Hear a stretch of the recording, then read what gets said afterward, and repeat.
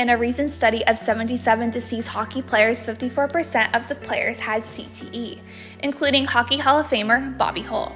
The study linked playing ice hockey for long periods can increase the player's odds of developing CTE later in life. One concussion can cause a lifetime of problems. Concussions are brain injuries where the brain is rattled in the skull. They can occur in many different instances, such as a hit to the head, a fall, or even a contact hit that wasn't to the head. All of these can happen in hockey.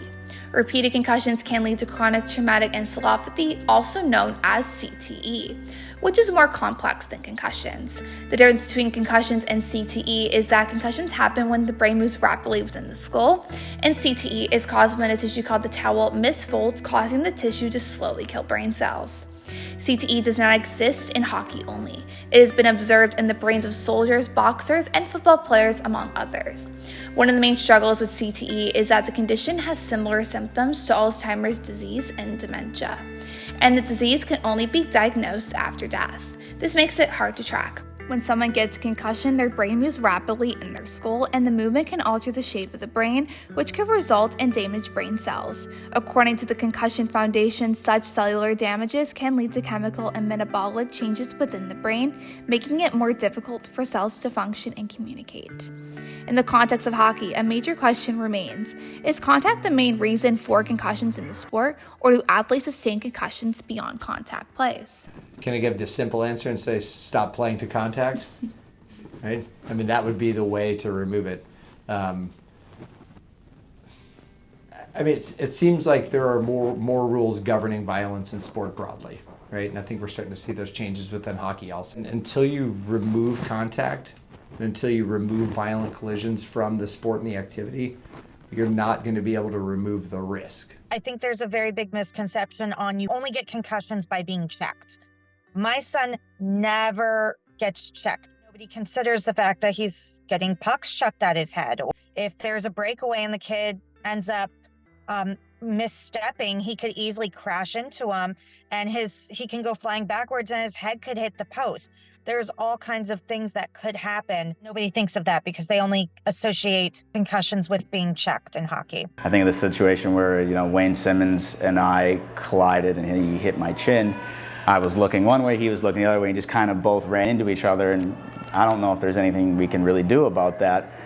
I don't even think it's necessarily a penalty on him. Like, he wasn't intentionally trying to do it either. So at the same time, I think there are little things, obviously being protective of how you're hitting, where you're hitting. I think they're doing a good job as far as like trying to take out blindside hits and any contact to the head, through hits are being penalized more than what they used to be. I think there's definitely a swing that way, but at the same time, I think there are instances where there's not a whole lot that you can do in those situations.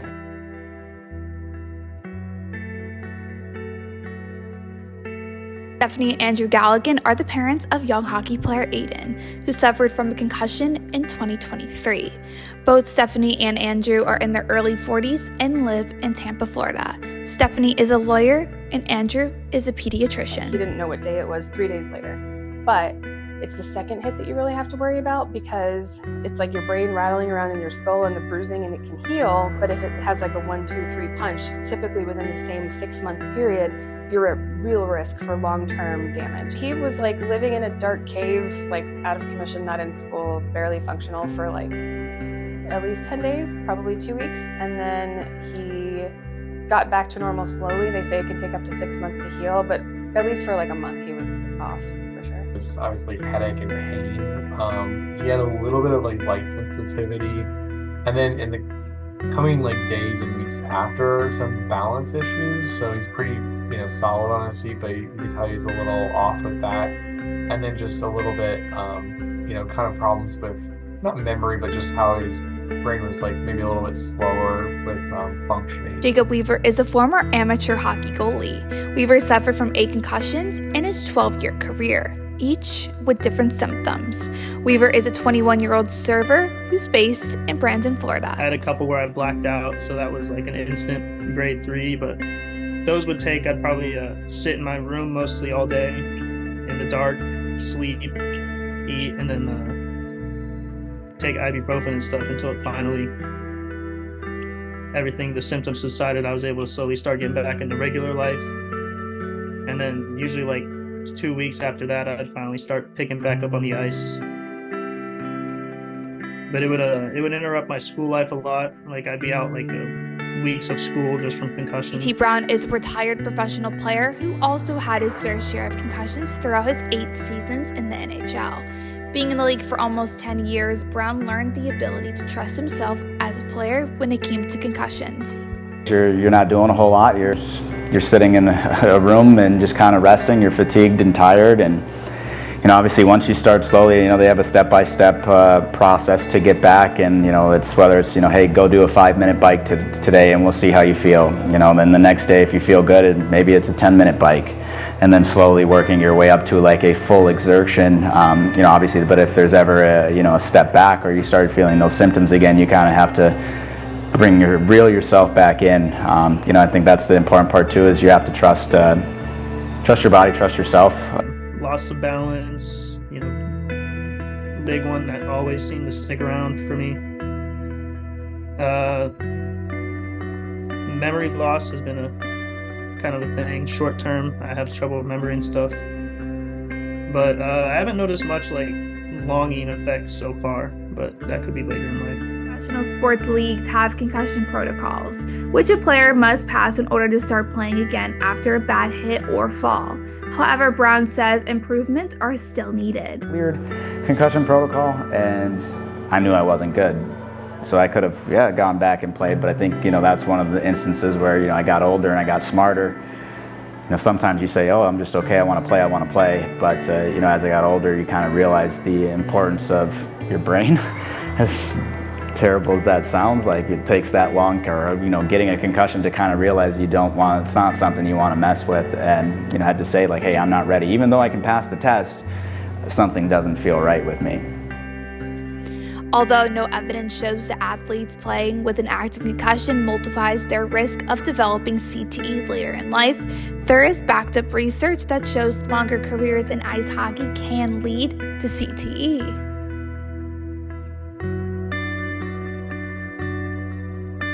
Dr. Robert Cantu is the current neurosurgeon at the Concussion Center at Emerson Hospital in Massachusetts. He has been treating and studying athletes with head injuries for about 4 decades, and he co-founded the CTE Center at Boston University. Chronic traumatic encephalopathy is defined by an abnormal protein called tau, a hyperphosphorylated form of it, that is toxic to axons and nerve cells and causes them over time to disintegrate and die.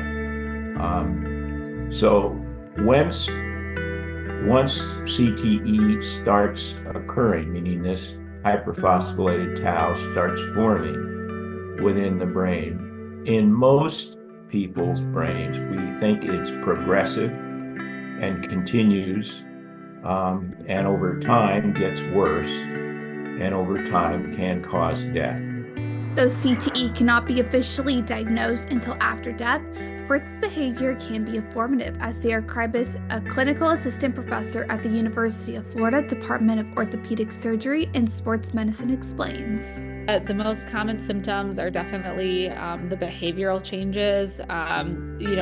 The first kind of initial symptoms are similar to concussion, where you can get kind of difficulty concentrating or some kind of mood kind of destabilizing, where they're more anxious or feeling a little bit more depressed. Concussions can be inevitable in life. They can happen in car accidents or falls, but playing a physical sport like hockey multiplies the risk of having one. The BU CTE Center discovered that they found CTE in 40% of the athletes who died before the age of 30.